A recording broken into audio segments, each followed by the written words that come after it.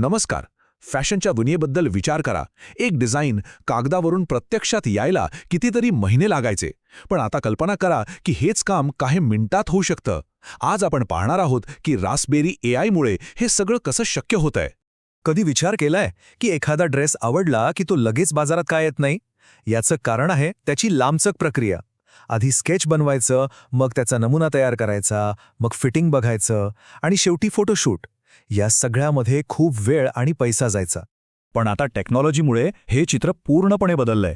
Generative एआयमुळे जे काम करायला महिने लागायचे तेच काम आता फक्त काही मिनिटांत होतंय. हे खरंच एक अविश्वसनीय बदल आहे. चला तर मग या एआय क्रांतीच्या जगात थोडं आणखी खोलवर जाऊया आणि पाहूया की फॅशन इंडस्ट्रीमध्ये नक्की काय बदल घडत आहेत. तर हे जनरेटिव्ह एआय म्हणजे नेमकं काय? सोप्या भाषेत सांगायचं झालं तर ही एक अशी स्मार्ट टेक्नॉलॉजी आहे जी जुन्या डेटावरून शिकते आणि स्वतःहून नवीन एकदम ओरिजिनल डिझाईन्स तयार करते. फॅशनच्या जगात हे फक्त एक टूल नाहीये, तर जणू काही डिझायनरचा एक क्रिएटिव्ह पार्टनरच आहे. इथे बघा, फरक अगदी स्पष्ट दिसतोय. जिथे पारंपरिक पद्धतीत डिझाईनला आठवडे लागायचे, तिथे आता एआयमुळे मिनिटात डिझाईन तयार होतं. महागड्या सॅम्पल्सची आता गरज नाहीये, कारण व्हर्च्युअल ट्राय ऑन आहे आणि वेळखाऊ फोटोशूटऐवजी मार्केटिंग कॅम्पेन्स लगेचच सुरू करता येतात. म्हणजे क्रिएटिव्हिटीसाठी आता अमर्याद संधी आहेत. चला आता बघूया या प्रवासाचा पहिला टप्पा, म्हणजे मनातली एक साधी कल्पना एका सुंदर फोटोसारख्या दिसणाऱ्या डिझाईनमध्ये कशी बदलते. रास्पबेरी एआयचं हे स्केच टू रेंडर फीचर तर खरंच एखाद्या जादूसारखं आहे. याच्या मदतीने डिझायनर आपल्या कागदावरच्या साध्या स्केचला एका क्षणात हुबेहूब आणि एकदम प्रोफेशनल डिझाईनमध्ये बदलू शकतात. आणि गंमत म्हणजे ही प्रोसेस एकदम सोपी आहे. फक्त 3 स्टेप्स. आधी आपला स्केच अपलोड करायचं, मग आपल्याला काय हवंय ते शब्दात सांगायचं आणि झालं. एआय आपल्याला लगेच एक फोटोसारखं डिझाईन तयार करून देतं. किती सोपं आहे हे.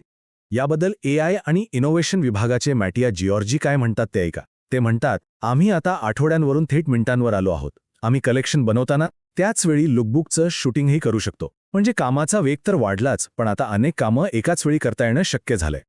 आता वळूया पुढच्या आणि खूप महत्त्वाच्या टप्प्याकडे. एआयमुळे महागडे आणि वेळखाऊ फिजिकल सॅम्पल्स बनवण्याची गरज कशी संपते ते पाहूया.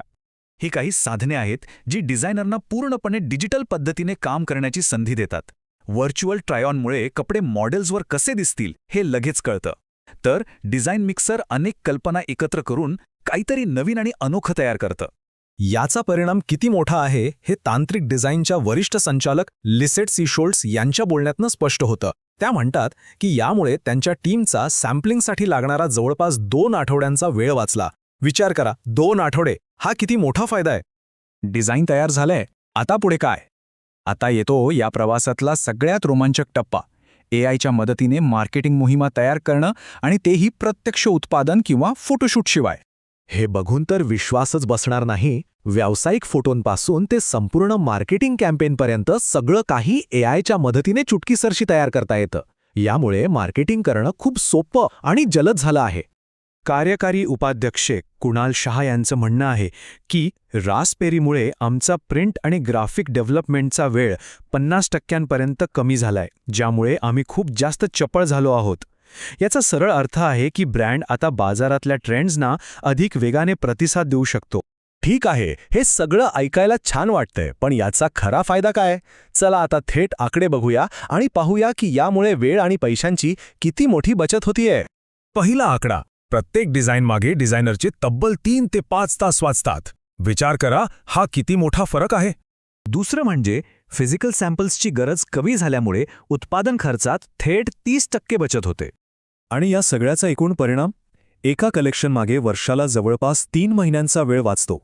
आणि सगळ्यात मोठा आकडा, मार्केटिंग कॅम्पेन्स 95% अधिक वेगाने बाजारात आणता येतात. म्हणजे मनातली कल्पना आणि बाजारपेठ यांच्यातलं अंतर जवळजवळ संपलंच आहे. पण थांबा, ही गोष्ट फक्त वेग आणि पैशांची नाहीये. सगळ्यात महत्त्वाची गोष्ट तर ही आहे की एका सर्वेक्षणात असं दिसून आलं की एआयने बनवलेल्या डिझाईन्सनी बाजारातल्या बेस्ट सेलर डिझाईन्सना टक्कर दिली, किंबहुना त्यांना मागेही टाकलं. म्हणजे एआय फक्त जलद काम करत नाही, तर ते लोकांना आवडतील असे प्रभावी डिझाईन्सही तयार करतंय. मग भविष्यातल्या डिझायनरचं काय? याबद्दल संस्थापक एडविन थॉम्सन यांनी खूपच छान सांगितलंय. भविष्यातील डिझायनर हा कला, संस्कृती आणि तंत्रज्ञान या तिन्ही भाषांमध्ये पारंगत असेल. याचा स्पष्ट अर्थ आहे की तंत्रज्ञान डिझायनरची जागा घेत नाहीये, तर त्यांच्या कौशल्यांना आणखी धार लावतंय. तर शेवटी एक प्रश्न उरतो, फॅशनचं भविष्य हे पूर्णपणे तंत्रज्ञानाच्या हातात आहे की हे तंत्रज्ञान माणसाच्या सर्जनशीलतेला, त्याच्या क्रिएटिव्हिटीला एक नवीन पंख देत आहे? यावर विचार नक्की करायला हवा.